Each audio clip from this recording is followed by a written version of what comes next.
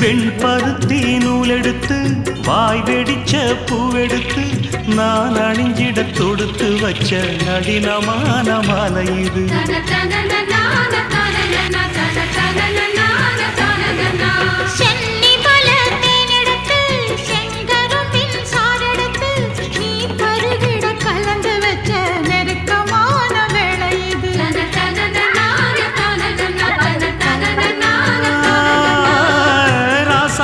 உடம்பிருக்கும் ரவிக்க துணி நானாக அன்னாடம் சூடி கொள்ள ஆசை வச்சாகாதா.